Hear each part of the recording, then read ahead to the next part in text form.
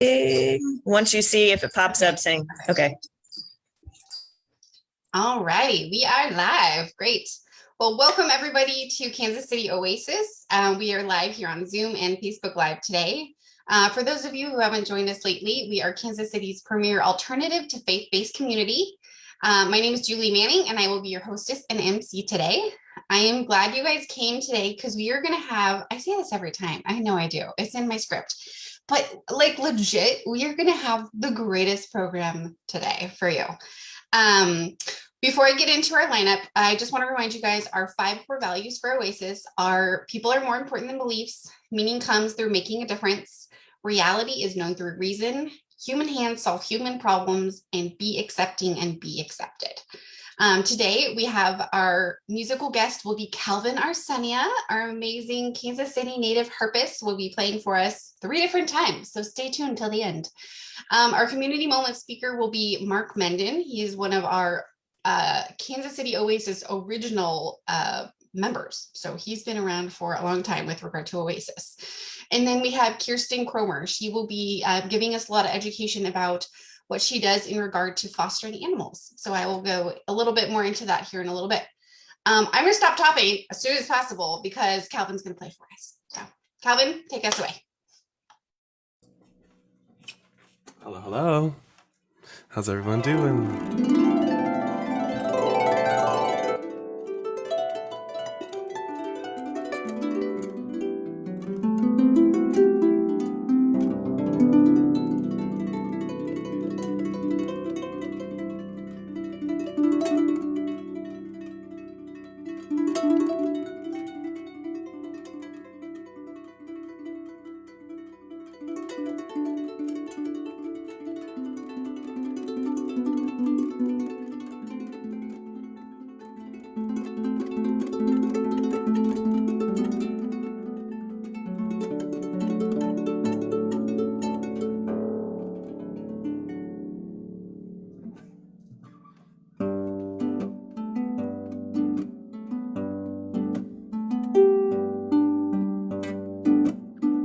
I used to think that love was a solution.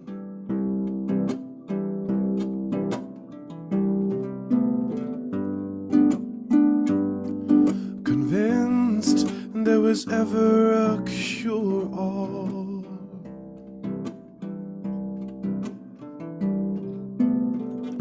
I waited around in perpetual slow motion, planned obsolescence, already back to patching the seams. It ain't what it seems to be. Over and over and over and over again, I fall apart. Over and over and over and over again, I fall too hard. But I'm gonna be okay, whether you're in or out.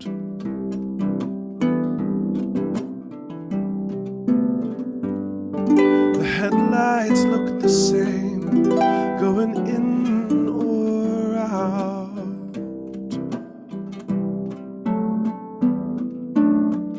I found my new vice, and it's filling me up like an ashtray.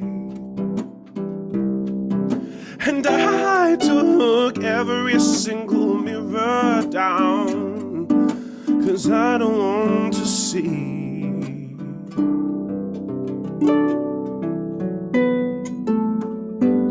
malnutrition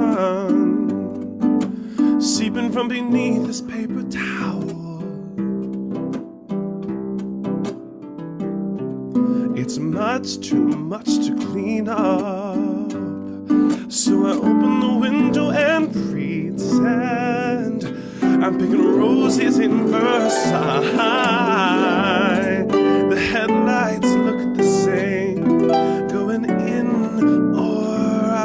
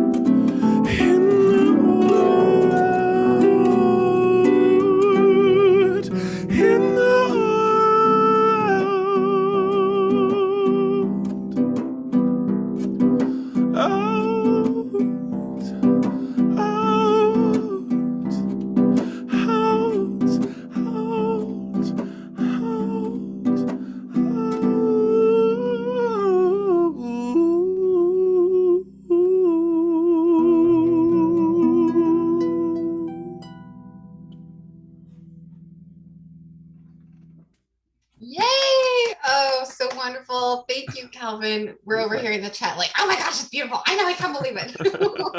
We love it so much. Thank you, thank you. Thank you. So everyone watching on Zoom and live, please stay tuned. Calvin's going to play for us again 2 more times, so stay tuned. We are going to switch over to our community moment. Let me make sure I got my notes here. Oh, too many folders open. Mark gave me the most amazing descriptive words, so I had to look at my notes here. So really quickly, for those of you guys who haven't been here or it's been a while, I want to remind you that a community moment is a time for somebody from our very own community, either within Kansas City Oasis or Oasis in general, to just share anything that they might be interested in, passionate about, something they've learned, something they do that's cool with their job, hobbies, anything. And so Mark is going to join us today and teach us something amazing that we maybe didn't know before. So Mark's 3 descriptors were Facebook jail alumni. So for those Facebook jailers of you, you guys can all collaborate. Loquacious and grandpa. And his warning is, I'm retired. I can spend all day telling you you're wrong. So without further ado, Mark, take us away.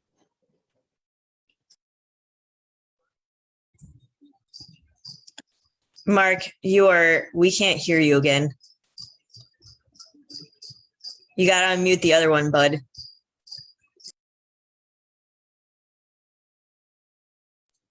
I know we made this really difficult on you today. I'm sorry. You're doing amazing.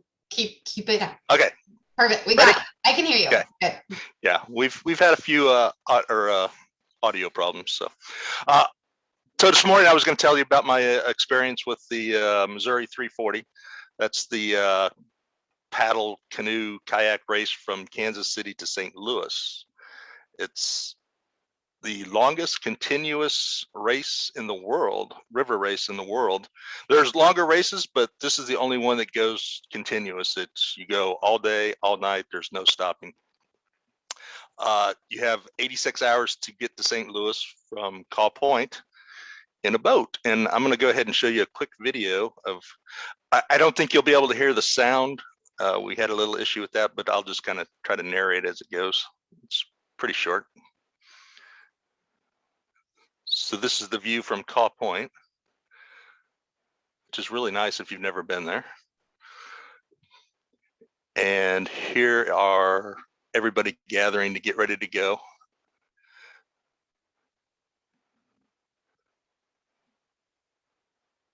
Those are big, heavy aluminum canoes. And here's the crowd. They have 340 boats in the race. Oh, it says 88 hours is the time limit. But there's all levels of skill. Some of these boats are upwards of $5,000. They're expensive boats. Mark, did you mean to screen share? I did.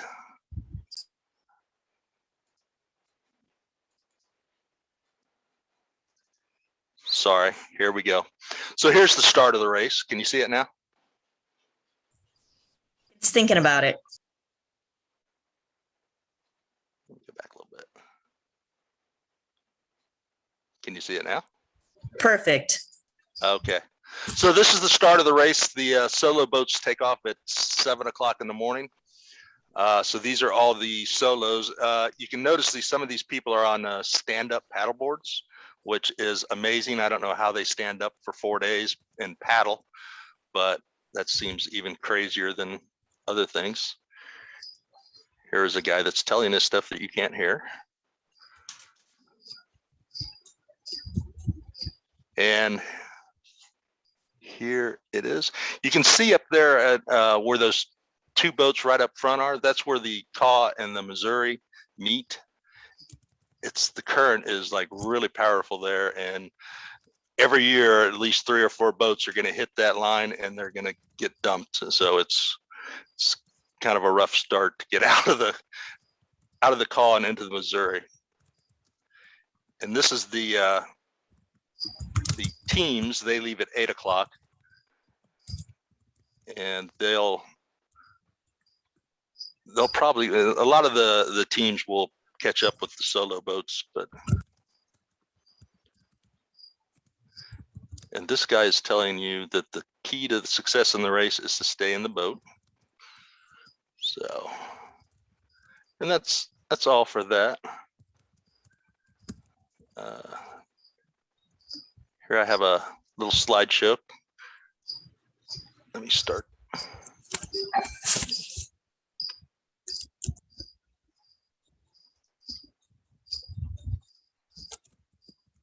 All right. Apparently I'm not.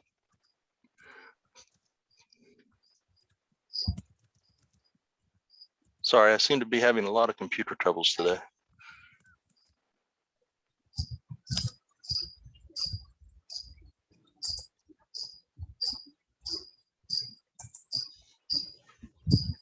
Well, not sure what's going on here.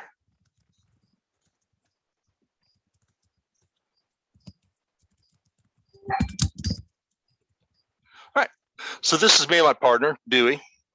Look at how happy we are right there. That's the last time you'll see us happy.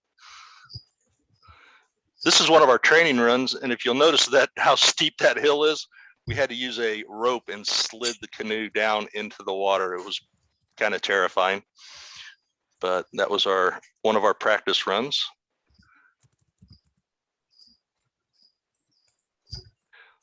This is me and Dewey the morning of the actual race. You can see tensions have already started. Dewey's about ready to punch me there, I think. Just kidding, he wasn't. But, so it's really, if you've never been to Caw Point for the sunrise, you should go. It's really beautiful.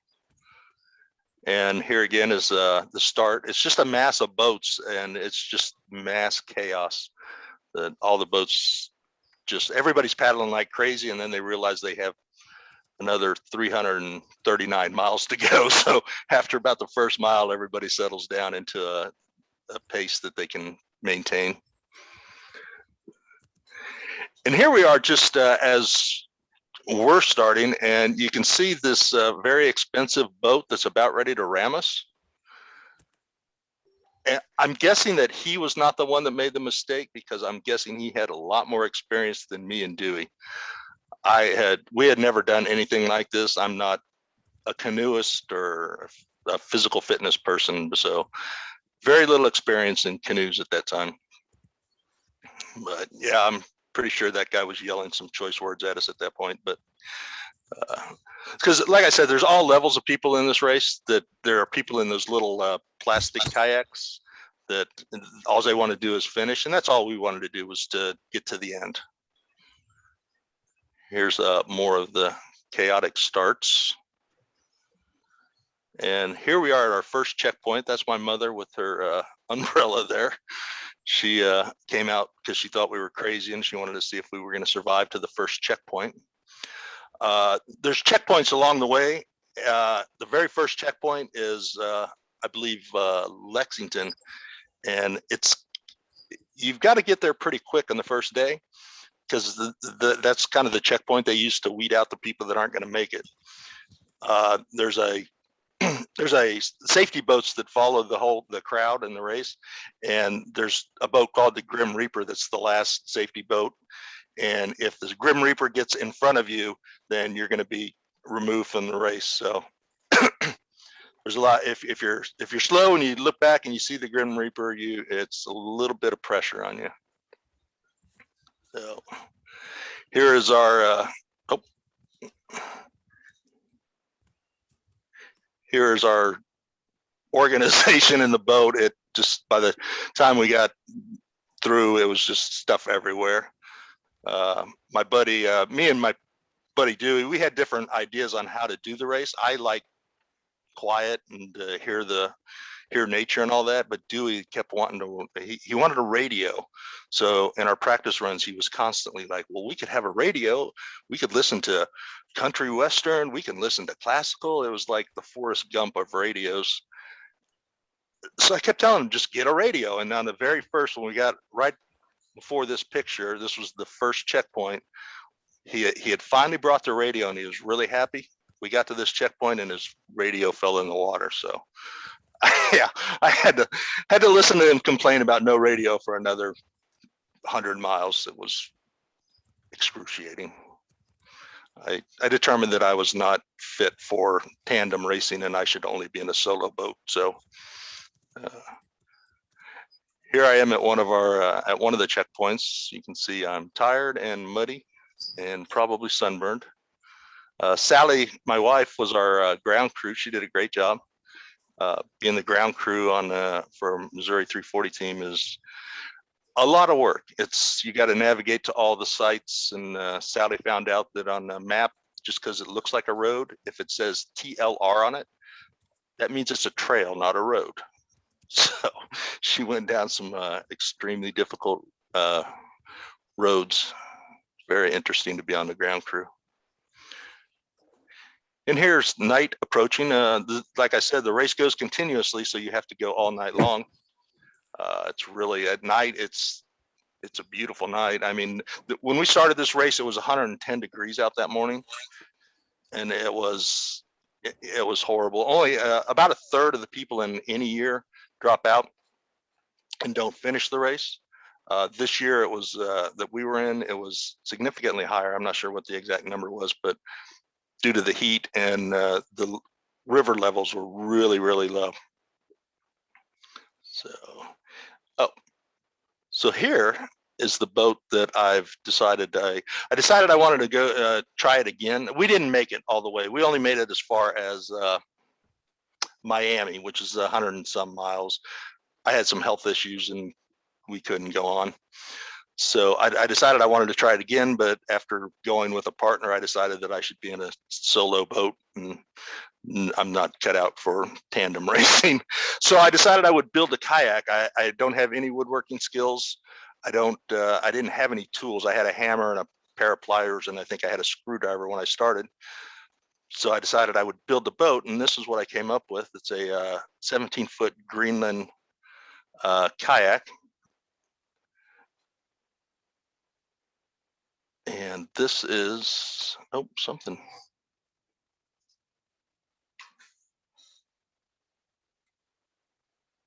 This is just to show how long it is. It sticks way out over the back of the car, but it's a nice boat. I enjoyed building it.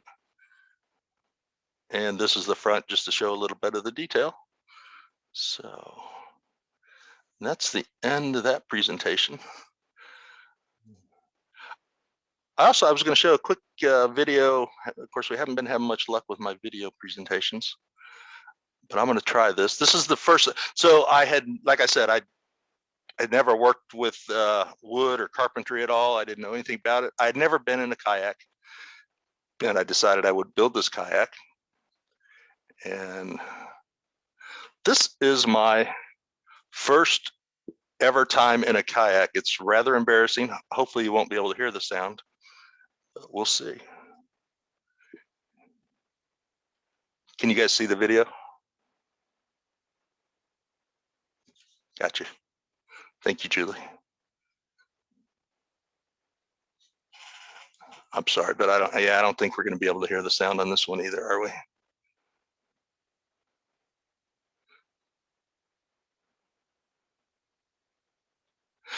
That's just me trying to get into a kayak. Like I said, I'd never been in a kayak, so I really didn't even know how to get into it. I also didn't realize that it was going to be as tight as it was. So you just have to squeeze yourself in there. I didn't get this boat built in time to get into the race, so I haven't used it in the race yet. I hope to do the race again someday, but yeah, that video is not working out too well, but and that's really about it. Any questions, or can you hear me still? I can hear you. No, that's super interesting. I was going to say, like, I want to know more about building the kayak. That sounds incredible. It was a lot of fun. I mean, like I said, I didn't know anything. I didn't have any tools. The reason I decided to build a boat was because boats are really expensive. Mm-hmm. But then I also found out that it's like 3 times as expensive to build a boat. So, but you spread the cost out over time, so it's not too bad. It took about 5 months to build the boat. Wow. It actually floats. I was surprised at how unstable kayaks are. in that first video of the start of the race, you saw those really, really skinny long boats. Those things are, I mean, I don't even know how you keep them upright. I've tried to sit on one before and I can't stay upright in it. It takes a lot of core strength. So yeah, building a boat was fun. I'm kind of considering building another boat. I don't know what I'm going to do though. So You'll just offer on Oasis, like, hey, who wants to go on a boat, and then we'll just all sign up to take turns, and that's. I will. Yeah, I might we'll make sure that we have your original boat and then your guest boat. That way we don't have to be too close to each other. I'm thinking about building a sailboat. I think that would be fun. So yeah, you can sign me up. I'll be part of your navigation team. You're in. The first run, I'm very good swimmer. So well, if I do the race again, I'll probably need another ground crew because Sally's pretty much. I don't think she wants to be my ground crew again. You let us know. We'll set up a schedule of a ground crew, daytime, nighttime. There you go. I'm sure we have great. some night shift workers amongst us. So I know. Awesome. Well, Mark, thank you so much. Thank you. We're going to kind of switch back into our regular program. If you guys have questions for Mark, please stay tuned. I'm sure he's able to answer questions at the end. We are going to have one more musical interlude from Calvin, and then we'll go into our break. Now, Calvin, it occurred to me, did you get to play both your songs? Because I was so excited. I think you only played one song. Yeah, I played one. Yeah, that's okay. So can you play two for us now, and then we'll Sure. do your last song at the end? Sure, sounds good. Okay, great. This is a Joni Mitchell tune that I love. She's one of my favorite songwriters, and I just wanted to share this song with you. So I'll play this, and then I'll play another one.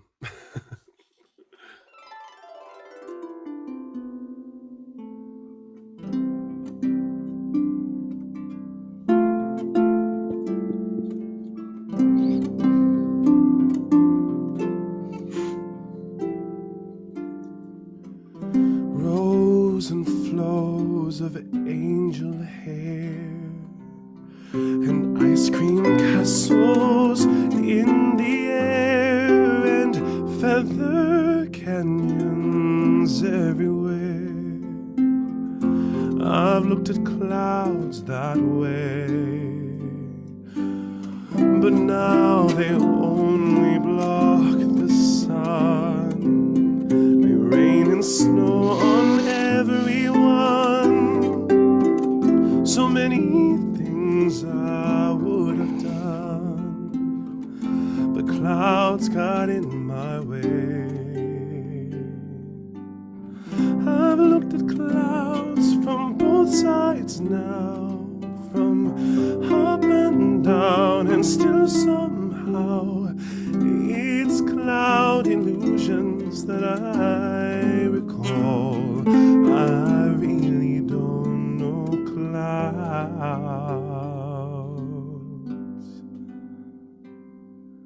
at all.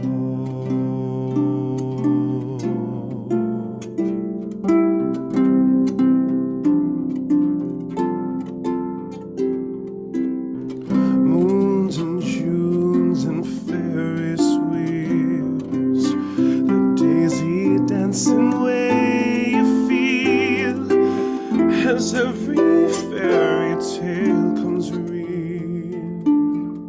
I've looked at love that way, oh, but now it's just another show. You leave them laughing when you go, and if you care, don't let that show. Don't give yourself away. Oh, I've looked at love from both sides now, from give and take, and still somehow it's love's illusion that I recall. I really don't know love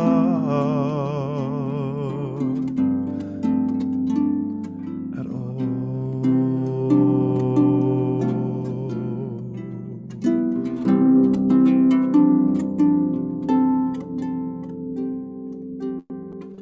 Tears and fears and feeling proud to say I love you right out loud.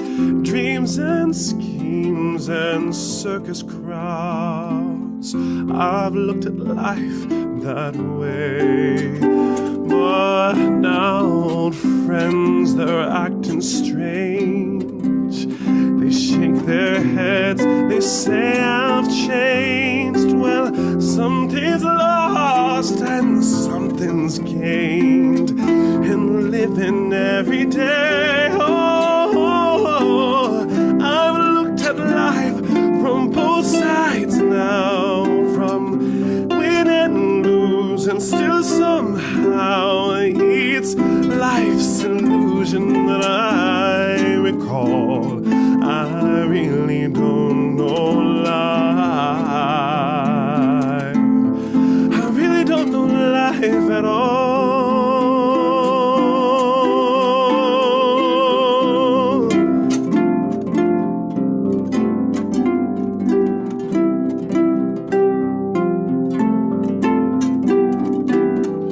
It's life's illusion that I recall. I really don't know life. I really don't know life at all.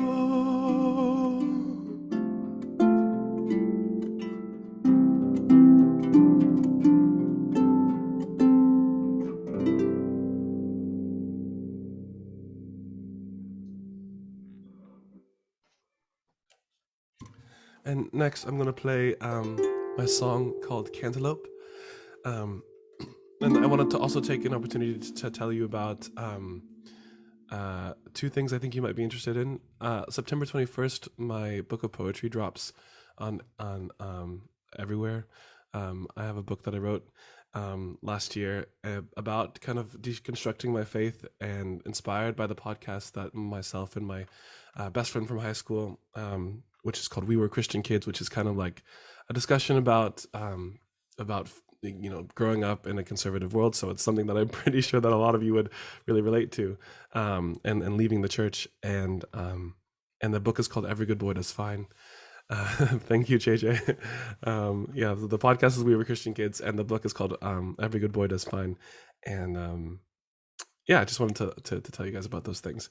And this next song is Cantaloupe, which is the title track from my most recent full-length record, although I am recording new material, and I'm excited to share that with you guys probably later this year.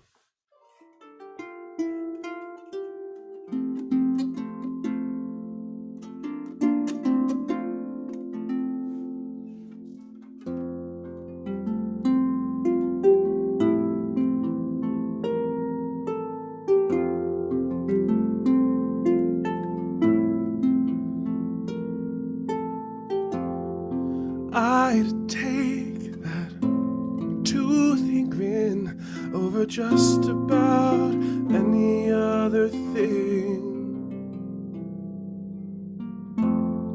You can bet your bottom dollar that I've been looking for your ring.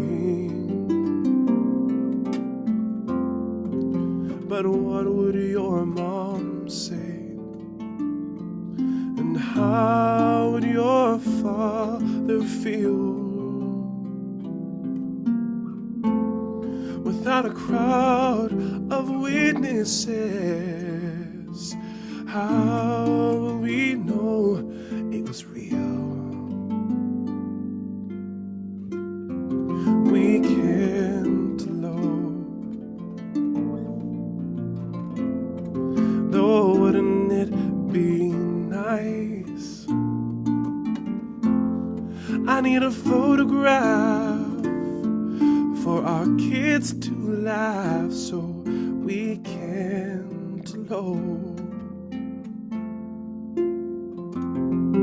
Consider those who came before us.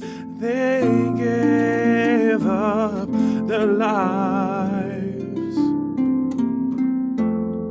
so that you and I could proudly hold each other tight. You know I love frosting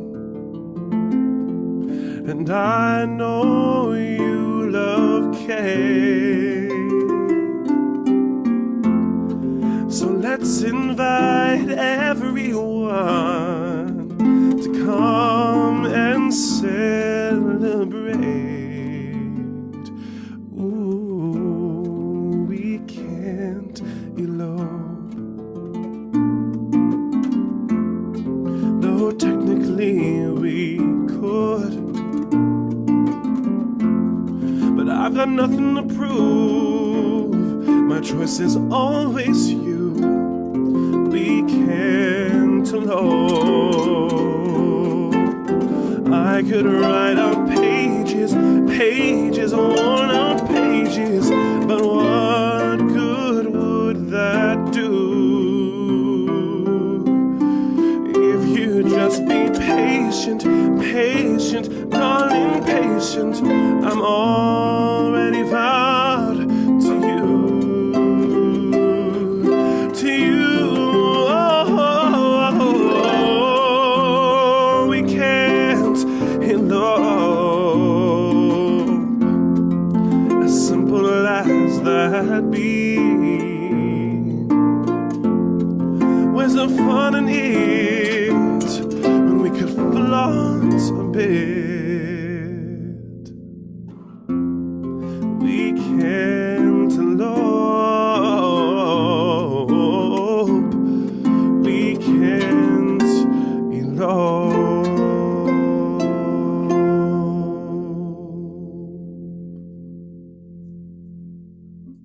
Thank you, guys. Yay! Oh, and we were just chatting. That's a crowd favorite. We love that one. Yeah. Great. So such wonderful music, Calvin. Thank you so much. You just kind of bring joy to the whole world just through just those simple songs. I'm sure they're not simple because you're playing a harp. What am I talking about? I'm sitting here in my brain thinking, like, I wonder how hard it would be to make my kids learn how to play the harp. So, wonderful, wonderful. Thank you for mentioning your podcast. Brittany is our podcast enthusiast of our group today, and she's like, make sure you have, Calvin mentioned the podcast. So we got those links out there. Awesome. For those of you watching, please, JJ posted those Venmo links. Please send Calvin some love. Give him a tip, send him a little cash his way, just to help, support this beautiful music that we all love so much. We are going to take a quick coffee break and kind of disperse out into our breakout rooms. So we will come back in about, I don't know, Nikki, what do we do? 10, 15 minutes, and we'll see you guys in a little bit.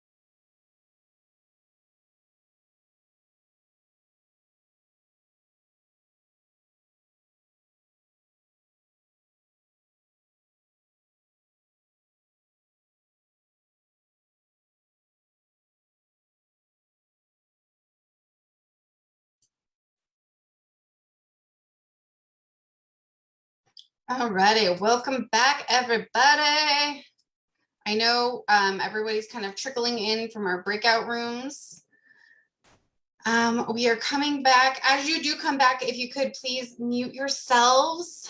I know that kind of just one last housekeeping thing to do. We had a lovely chat about, was it Ron, where was it? Washington and singing. And of course, we talked about Calvin. I mean, let's just be real. Come on. And so we are going to try to gather some of those favorite Calvin Arsenia songs and just send them to each other like, happy Tuesday. Here's a Calvin song. Let's do, what are we going to do next? Oh, featured speaker. This is why I have a list, guys. I'm sorry. Wait, announcements. Oh, announcements. See, this is why Nikki's here. This is teamwork. See, look, I even wrote them down. Okay, so we already talked about Calvin's podcast. Check. Community moments are coming. Okay, turn on your camera really quick and give me a quick thumbs up if you've ever been in a community moment group or a community small group. Thumbs up, thumbs up, thumbs up. Judy, Mark, Julie, Genevieve. See, I know so many of you guys because of community groups. Russ and Sarah. Okay, so Joss, of course. So you guys have been in some of these groups. We need to get these people who haven't been in the groups into the groups because we already know how cool they are. So here's what's going on. We are having new hosts that we're asking for. So either if you hosted before and you want to come back and host again, great. Or if you've never hosted before, I know one of the guys in the message thread said, well, I'm already a part of a group and I really want to stay in that group, but can I host additionally for people who want to be like on Zoom? And the answer is always going to be yes. The more groups we have, the more people that we can invite to be a part of those groups. So please consider hosting. It's not as hard as it might sound, especially if you're on Zoom. People are very gracious. If you do invite people to your homes or your back patios or your garages or whatever, everybody's happy to help clean up or set up tables or break down chairs or whatever. So just make sure you make your needs known. But we look forward to those community group signups. We also need a community moment speaker. So just like what Mark did today, if you guys can think of, oh, I went on a cool trip and I'd love to tell you all about it, or I learned something new in psychology, or here's this cool physics trick that we do when I'm at my job, or whatever you guys can think of. We want community group signups and then community moment signups as well. We definitely want to hear from you guys. We know you have interesting things to say and we want you to be able to share those to the group. Even if you don't feel like you're the greatest speaker in the world, no judgment, absolutely none. We just want to share with you. So let's see. And then I wrote down the book of poetry for Calvin. Okay, Nikki, am I forgetting anything? I think you're good. Thank you. We are going to go into our introduction for Kirsten Kromer. Kirsten is a comedian, a writer, and a prolific animal fosterer, that's a word, in Ohio. So Kirsten's joining us all the way from Ohio. Thank you for coming. Welcome, welcome. I'm pretty sure we've had you before, and I feel like I missed that one. I'm so sorry. But of course, I hear good things about all the cute little animals you had. So looking forward to more of that. I'm going to do my very best to not fall in love with any of the animals you talk about because I need 0 animals in my home. But I will love all the animals that you have. So take us away. All right. Well, I don't have any right now that I'm fostering, so you don't have to worry about any adoptable pets being shown. But I'm Kirsten Kromer. I've been fostering for, at least 12 years. I've been in and out of the rescue field, vets offices, grooming, training. I've done it all. But fostering has been the only thing that's been like a consistent, solid, amazing part of my life. The 3 animals I have right now actually are all foster failures, which is what we call it when we keep one. So I've got 2 dogs and a cat that I all had as wee babies that I bottle raised, and all of their siblings went away, and I still have contact with a lot of them, but I kept one of each. So that's what I've got going on now. But I wanted to talk while I'm here a little bit about fostering. and how it is to get into it, what it's like, what the benefits are, and some of the common themes that people think are reasons why they can't foster. And then I would love to answer any questions people have about fostering. So first, I want to say that according to Shelter Animals Count data from 2015 to 2018, there's almost 7 million animals that enter shelters in the US each year. There's slightly more dogs than there are cats. And the influx of the greatest need is typically between like March and September, when we have what we call kitten season, which is when all of the cats are in heat, all stray cats are having kittens, and cats as young as like 6 months can have kittens. So we can have kittens having kittens, and it's quite a huge need in those months of people who can take in pregnant moms, or babies that need bottle fed, or babies, we call them gruel babies, when they're out of the bottle stage, but they're onto a mix of like wet food. And then, there's many other fosters needed as well. So there's like hospice fostering. I've had a couple of fosters that were at like the end of life, had been in the shelter for a while, were probably not going to be placed, but they wanted to live in a home, and I did a handful of those. I've had behavioral fosters, or medical needs fosters.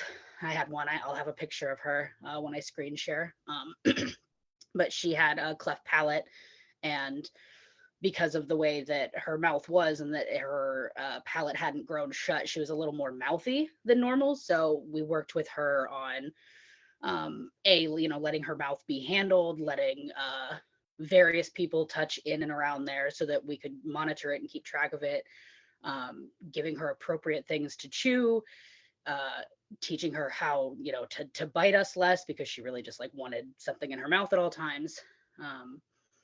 And I've also just had fosters that were, your typical average pet that had just, been in the shelter too long, or was seeming anxious or really resigned, and just needed, a couple of weeks, a month, sometimes even a weekend out of the shelter to spend some time in a home, acclimating back to that, interacting with other people in, not a shelter setting. And it's super rewarding. It's such a great experience. Some of the reasons you might want to foster is if you're considering adding a pet to the family and you're not sure, do I want a puppy? Oh, I love the idea of a puppy, but I work, or whatever, you're not sure. Or I really like this particular breed of dog, but I'm not sure, can I handle the grooming? Can I deal with, a hound dog in an apartment? I don't know. You can find rescues dedicated to specific breeds, or just, your regular humane society, and foster and take out a pet, for a weekend, for a week, for an extended amount of time, and try it out and see, does this pet get along with my other pets? Does this pet work in my family? And whether or not the pet works, the pet has had time now to not spend in a shelter, to be in a home, to get used to other people, to work on, training, just to get a little bit of a break from, strangers wandering through and dogs barking all the time, and, being kenneled a lot. It's just a really wonderful thing for them to be able to experience that. Let me see if anybody had asked any questions yet. Sorry, my computer is new. So the falling in love with them. Listen, sometimes it's hard. I kept 3, but I've fostered over 1,000 at this point, like bare minimum. I foster at least 100 a year. It's tapered off this last year because it's been chaos for me. But typically it was 100, sometimes up to 200. And of those, I've kept 3.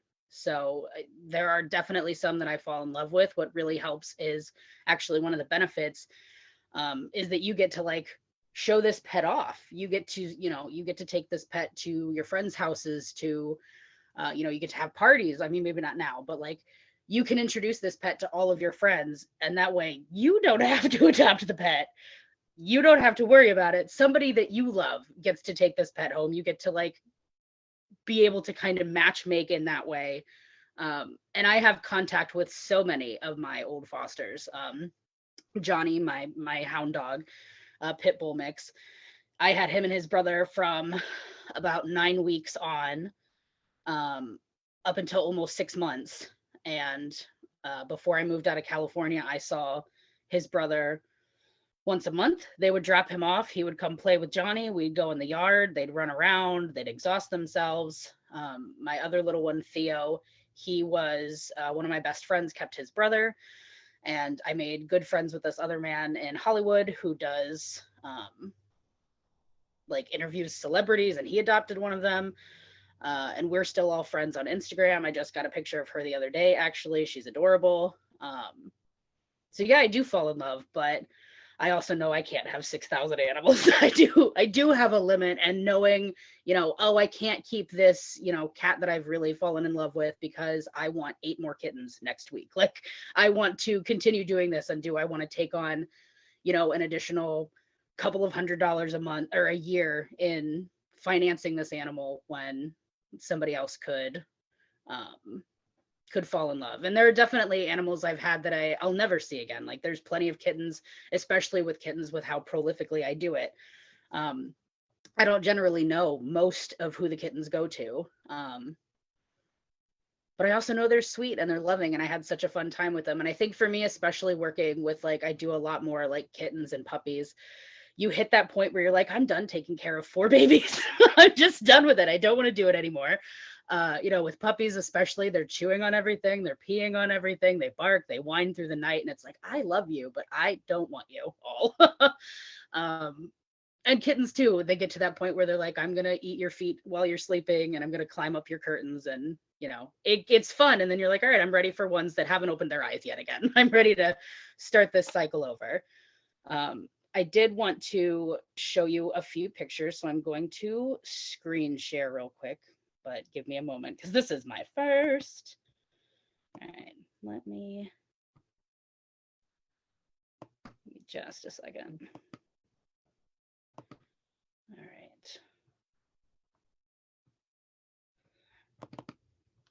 So here are some photos. This is an old cat of mine, Spencer.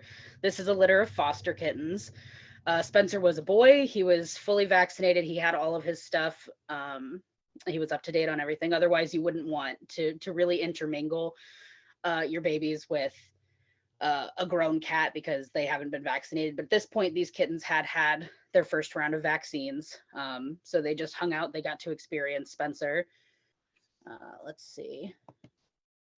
Oh, I'm going backwards. So here's Spencer again. This is a different litter of kittens. He loved babies. He was a wonderful cat.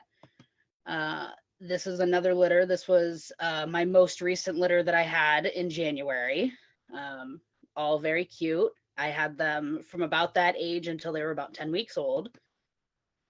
Another litter. There's 5 here. You got 1 hiding in the left-hand corner and then 4 in the basket. Oh, same picture. That's my old dog, Eddie. He also loved babies. My 2 old men loved babies so much. It was his favorite thing in the world. So this is Bear. This is the foster that I was talking about that had some mouthiness. We were doing behavior work with her, and also she had the cleft palate. So this is, it's ridiculous looking, but this is a handmade restraint system so that I can trim her nails. And so we worked on that with her so that she would get used to her feet being handled, because she came to us at like 10 or 11 weeks old with this cleft palate already. So this was not something we had since birth. So she had already developed some aggressive behaviors that we were working on. Here's, like I said, sometimes you get like purebreds. These were some burn puppies. This is Spike on the left is actually my dog, Johnny. I kept him. That's his brother on the right, Bundy, who used to be Thor. That's them with my dog, Luna. These are the 3 puppies that I fostered last. Theo is the little blonde one called Zoroaster at the time. I got to rename them. there I am giving him his syringe bottle. He was about 5 ounces there, maybe less. Actually, I think more like 4 ounces. So a very, very small Chihuahua puppy. There's his little toe beans. One of the benefits I found of doing foster work is that I'm crazy and I really love to do these little photo shoots with these animals and show them off and like try to help them get adopted. And so I did, birthday photos. There's Johnny, my foster failure, with Theo, my other foster failure as a puppy. Midnight bottle feedings. So this was probably 3 a.m. At this point, I'm getting up with them every 3 hours and feeding them. And at this point, because they don't have a mom, they don't eliminate by themselves. So you have to stimulate them. You basically have to wipe them to get them to go to the bathroom. So you have to feed them and wipe them. So this process took about 30 minutes because I'm pretty good at it. But for most people, it's probably be an hour-long process. So it is kind of around the clock. It's like actual babies. Here they are at about 3 weeks, I believe, their third week birthday with their little hats on. There's 3 months. So we have Sammy on the left, Oz in the middle, and then my puppy, Theodore, on the right. Here's Theo with a litter of foster kittens, because right after we adopted him, we had another litter that we fostered. There's the babies again. That's Sammy. There's another foster that we had. This is Doug, and he was a single bottle baby that needed a lot of attention. So there's Theo, Johnny's in the background, and they acclimated to him. He ended up with a wonderful family. He surfs now in California. What a little love bug. There's an older foster I did, so I groomed her and took care of her, got her all cleaned up and spiffy because she came in a little bit gross. So got her done. Again, my dogs absolutely love being involved in this process. Some foster kittens with my boy Theo. They came in actually not as scared as they could be, but they came in pretty anxious about other animals. And by the end of it, I mean, they're well loved. They're very happy. And then back to the beginning. So I'm sharing my screen now. And yeah, open it up for any questions that people may have. Okay, so let's see. So bottle babies. Bottle babies can be a lot of work. What typically goes into them is you'll get them sometimes very fresh, sometimes already like 2 weeks old. And depending on the stage they're at, depends on how frequently the feeding is. So typically in the beginning, you're going to be feeding every 2 hours, sometimes even less, depending on if they're gaining weight well enough. And you monitor, you usually get a scale, you get all the formula that you need. There's a couple of additional things you can have, like I've completely blanked on it. But there's like a handful of things they'll toss to us as fosters to like help with gut bacteria if they have, too much diarrhea, things like that, to keep us in check with them. And then we'll typically weigh them before we feed them and after we feed them to make sure they've, intaken enough. And then we keep track of, are they going to the bathroom at regular intervals? Because you don't want a kitten to like not go to the bathroom for like 3 days, 2 days. They should pee at least 6, 7, 8 times a day. But it's pretty much just getting up with them every couple of hours. Once they're like 3 weeks old, you can go down to about every 4 hours. So you get a little bit more of a break. And typically around 4 weeks old, they start being able to eliminate by themselves. I'm sometimes also a kitten. But it eventually, once they hit like 4.5, 5 weeks, they start getting onto gruel. And then at that point, that's my least favorite stage, because it's like a week of them stepping in their wet food and getting it all over themselves. And that's when you start introducing the litter box. So they're also covered in litter. So that's like my least enjoyable stage, but it's 1 week. And then after that, they are typically able to eat mostly solid food. They've adjusted to the litter box, and that's when they get fun again. And at that point, it's just like having a cat. I mean, you got to clean up after them, but especially if you have a couple of them, they're entertaining themselves, they're playing, they're knocking stuff over. I have like a big pen that I keep them in. So that, I mean, but at a certain point they're able to crawl out of it, but I keep them kind of contained in a pen. And then when I have the space, I have like foster rooms. So I'm able to have like an entire like spare bathroom or bedroom set up so that there's a little bit more freedom to run and play and get into stuff. But bottle babies, honestly, for me, I feel like are the easiest because it just goes so quickly. Like each stage is difficult because you're not sleeping as much, and then they hit the weaning stage where they're a little gross for like a week, and then they're annoying because they're 6 weeks old and into everything. But it just goes so quick that you get to see like, oh, their eyes are opening, and oh, they can hear now, they're responding, and like, oh, now they're hissing, and they've like developed that skill and they think they're big and fierce, and oh, now they're purring. Like it's just fun to watch all of these things develop. It's like a rapid grow version of having like a kid, but without any of the commitment and all of the work that actually goes into that. It's just like a nice 8-week speed run through caring for a newborn. And then you just get to keep rotating it and care for babies. What would I say to convince someone to foster? Well, I've got quite a little list of good reasons why. For me, some of the best reasons are just that for me, it's fun. I enjoy it. You get to enjoy a new animal without any of the financial commitment. Typically with all foster programs, everything is paid for. So the vet care is paid for, the food is paid for, you get, a bed, a couple of toys. They come with a collar and leash. So you're literally just borrowing an animal and getting to acclimate it to your life. You get to like test drive before adoption if that's what you're considering. You're actually saving lives because the shelter has more room for animals when you take one. And you're not only saving like the life of this animal that you're taking, but you're also making room for more animals to come in.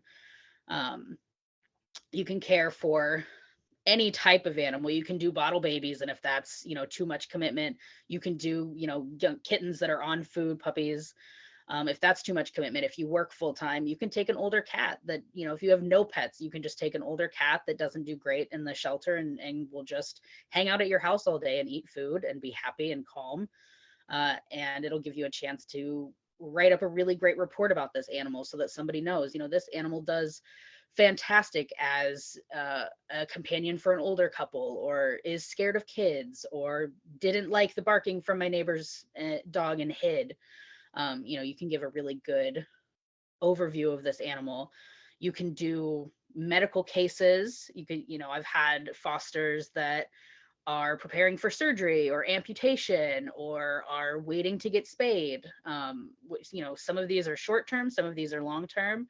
You can care for pets that would be put down just because of lack of space. There's really any kind of commitment you want. If you're looking for hands off, you can get an adult cat, and that's the most easy kind of care you're going to have. You throw down a litter box and some food and water and give it some love every now and then, and that's more than it's getting at the shelter. For sure, it's getting space, and you get a real idea of what an animal is like outside of the shelter and inside of a pet home, because it's really difficult. Having worked in shelters, we'll have dogs that are aggressive and fight through the fence and have a problem and bark the whole time, and you put them in a family and they're amazing. They love children, they love the other dogs, they're super friendly. They just don't do good in that environment, and we would never know that if we can't get that pet out of there. And the same with cats. We'll have cats that are hissing, scared in the corner, but it's just the environment. It's not great being in a cage all the time. So getting to go to a home, you'll see this cat playing, being able to provide those updates about that it's really just the environment. Once you get this pet home, you're going to see a completely different animal.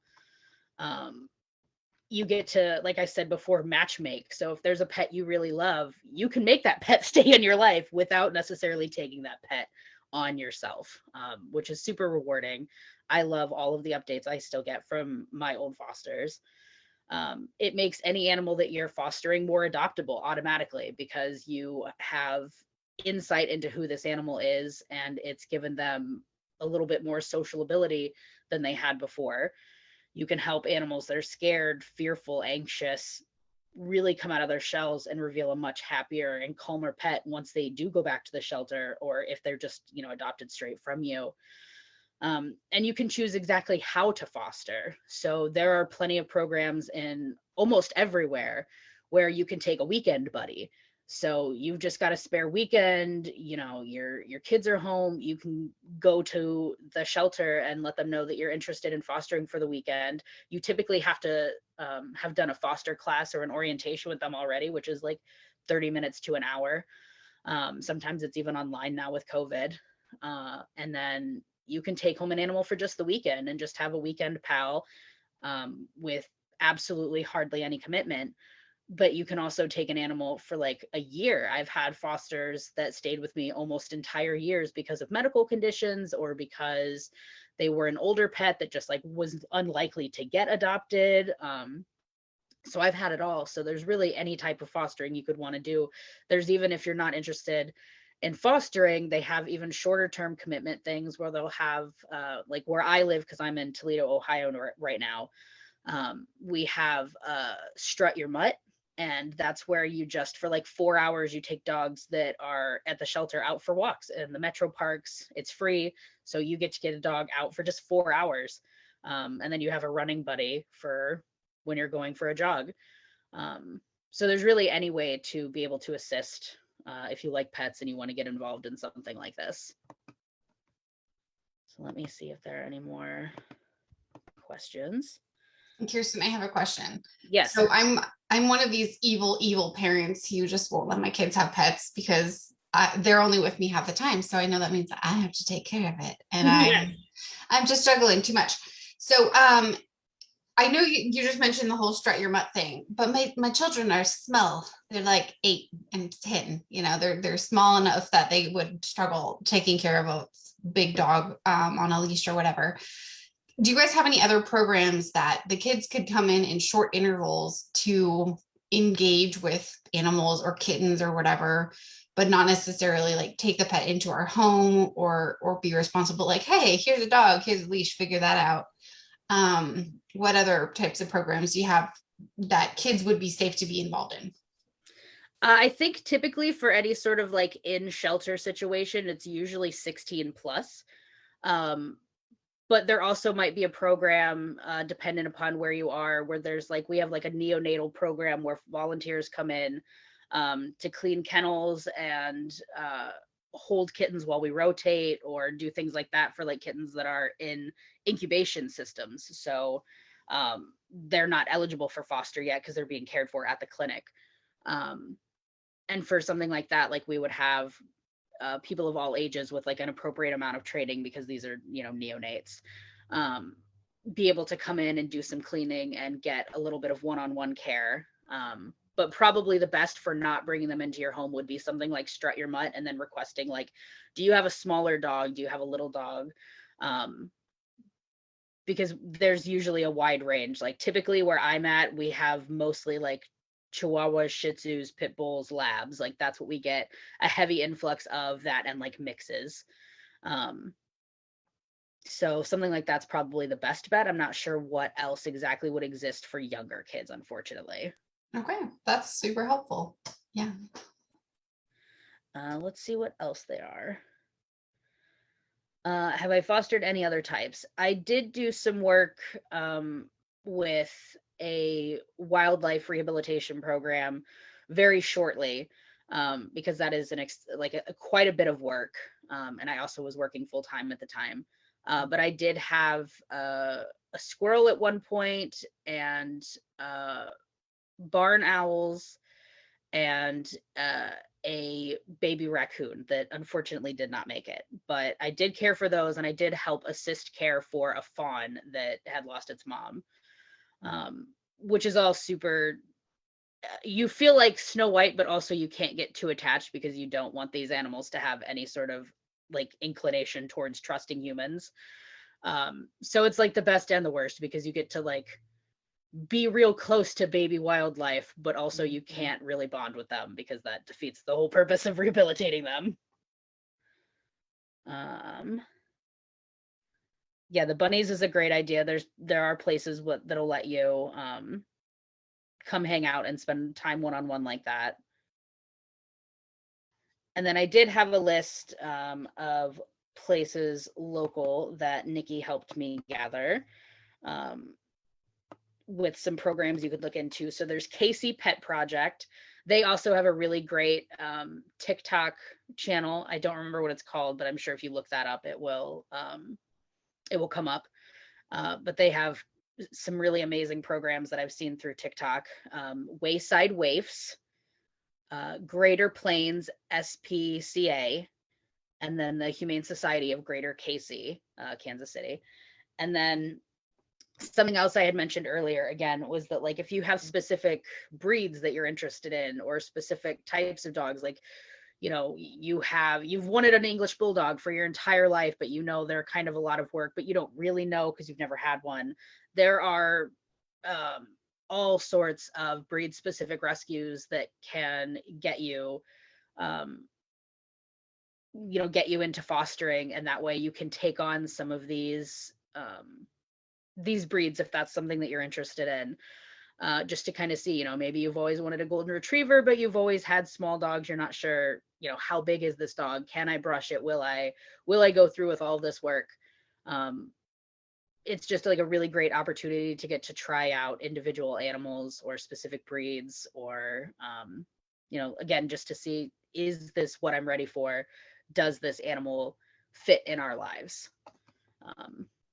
And like I said, I've kept 3, and I did not intend to keep any of them, and they're the best. And because they've been raised that way, they foster with me. So at this point, we've had me and my 3 boys. My oldest is 3, and we've probably done close to 50 fosters since I've had him.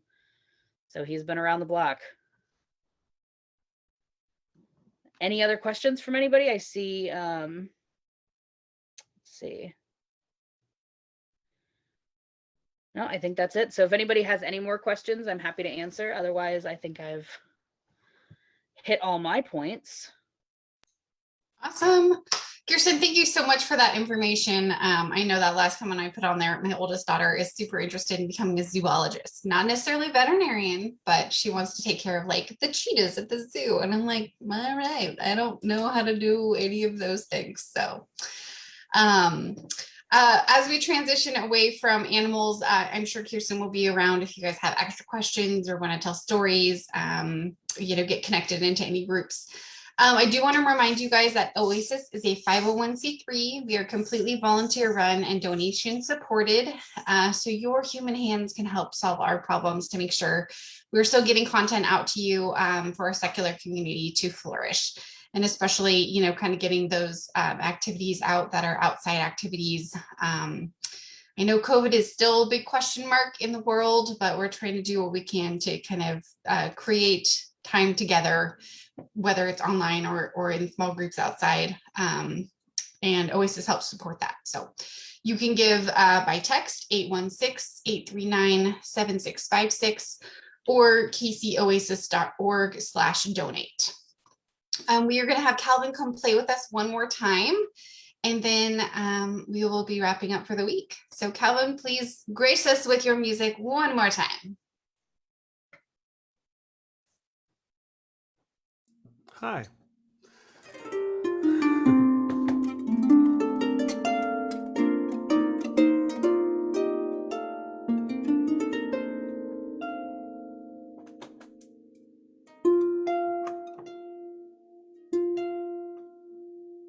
This is a song that I wrote last year,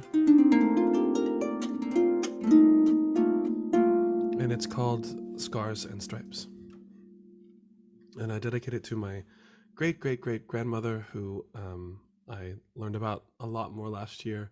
Her name was Alice Gilliam Scott. There was an article written about her that she celebrated her 100th birthday in 1959. And so she was born a slave and freed at the age of 6. And this song is for her.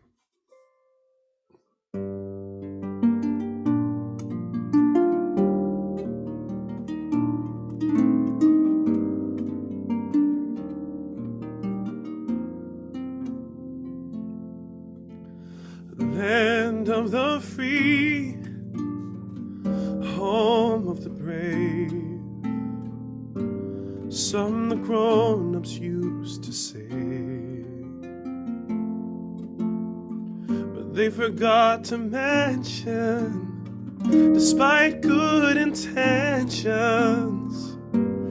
400 years and ain't much changed. They tell the story of American glory, but the dream got in the way. Scars and scars and scars and stripes forever. Scars and scars and scars and stripes forever. You could think I should forgive and forget, but I haven't even started my healing yet. Just scars and scars and scars and stripes forever.